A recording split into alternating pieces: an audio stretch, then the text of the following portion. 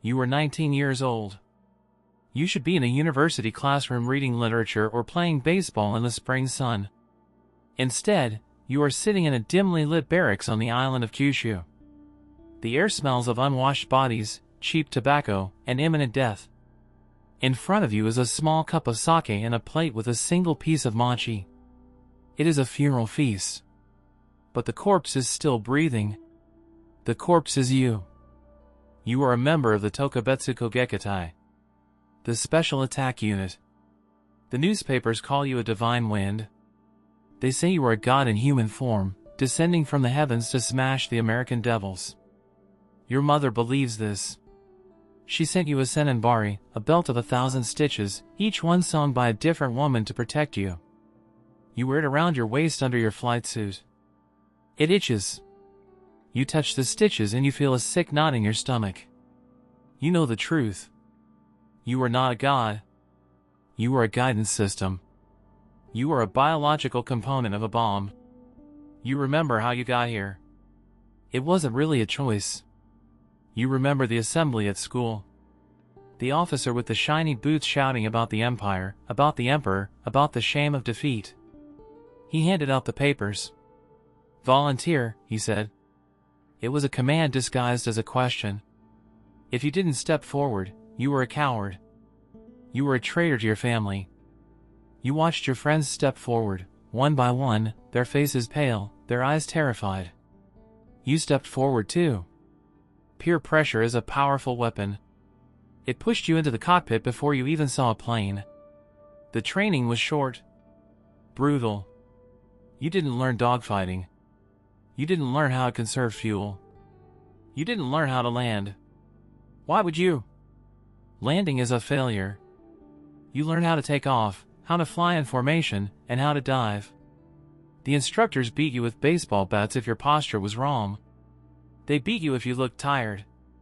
Spirit, they screamed. Spirit overcomes steel. They broke you down to build you up as a weapon. They told you that your life is lighter than a feather, but your duty is heavier than a mountain. You repeated the slogans until they lost all meaning. Now, the waiting is the hardest part. The rain has been falling for 3 days. The mission is scrubbed again and again. You sit in the barracks with the other boys. You play cards, but no one keeps score. You write letters home. You cannot write I am scared. You cannot write I don't want to die. The censors will burn the letter and shame your parents. So you write lies. I am happy to fall for the emperor. Do not cry for me. I will bloom like a cherry blossom. You cut off a lock of your hair and your fingernails. You wrap them in paper. This is what your family will bury. There will be no body. Just these scraps of keratin and a letter full of lies. You look at your friend, Daisuke. He is 17. He is crying in his bunk, trying to be silent. You pretend not to hear him. You want to cry too. You miss your mother's miso soup. You miss the girl who works at the tea shop. You miss the future you will never have. You wonder if the Americans are scared of you. They should be. But not because you were brave. Because you were desperate. The rain stops. The loudspeaker crackles. All pilots to the airfield. This is it. You drink the sake. It tastes like water. You tie the Hachimaki headband around your helmet. It has the rising sun on it. You walk to the airfield. The ground crew is there. They are old men and young boys. The mechanics are crying. They salute you. It feels like a stage play. You are the actor, and this is your final scene. Your plane is a Zero. But it is not the sleek fighter from the newsreels. It is old. The paint is peeling. The radio has been removed to save weight. The armor plating has been removed. Under the belly, bolted directly to the fuselage, is a 250-kilogram bomb. It is heavy. The plane sags under the weight. You climb onto the wing. The mechanic hands you a small branch of cherry blossoms. You shove it into your flight suit. You climb into the cockpit. It smells of gasoline and oil. You strap in. There is no parachute. A parachute implies hope. There is no hope here. The engine coughs, then roars to life. The vibration shakes your teeth. You taxi to the runway. You look at the sky. It is a cruel, beautiful blue. The clouds are white puffs of cotton. It is a perfect day to die. You push the throttle forward. The tail lifts. You are airborne. You don't retract the landing gear because sometimes they drop it to save weight, but today you keep it. It doesn't matter. You won't be using it again. You fly south. Towards Okinawa. Towards the fleet. You are flying in a formation of 5. Daisuke is on your left. You look at him. He gives you a thumbs up. His face is a mask of grim determination. You fly for 2 hours. Your legs are cramping. Your bladder is full.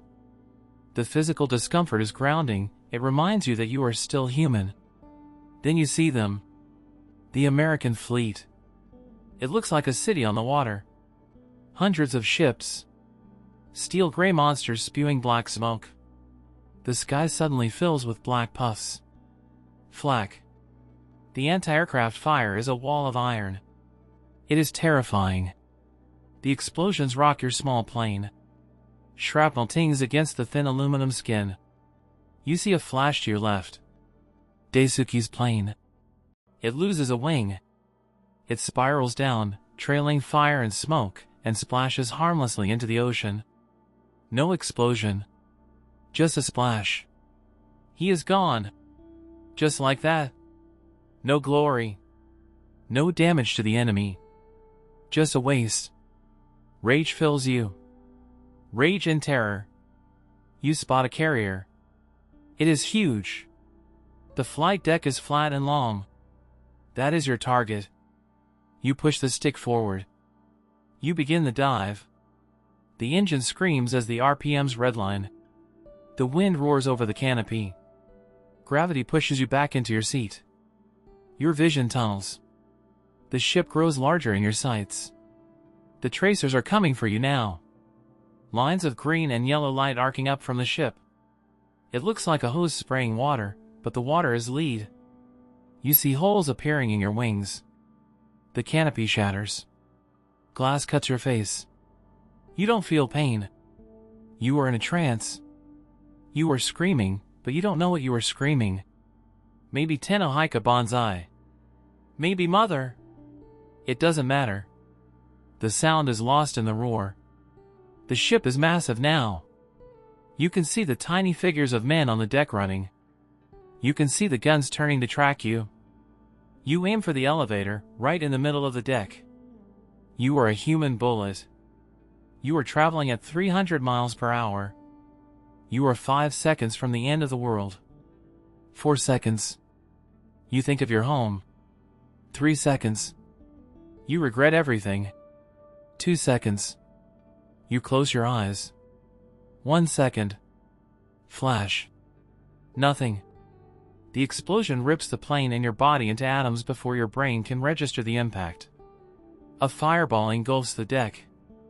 You have killed 20 men. You have maimed a ship. But you were not there to see it. You were missed.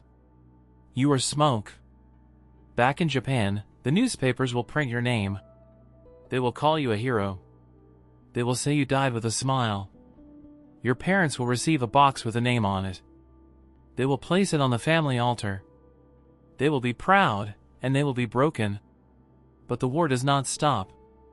The fleet does not sink. Another carrier replaces the one you hit. Another wave of boys is sent out tomorrow. And the next day. The empire is burning. The cities are turning to ash. Your sacrifice bought nothing. It didn't save the nation. It didn't save your family. It only bought a few seconds of delay in a war that was already lost. You were told you were a special weapon. You were told you were the divine wind. But in the end, you were just a scared kid in a flying coffin, thrown against a wall of steel by old men who were too cowardly to surrender. You were kamikaze.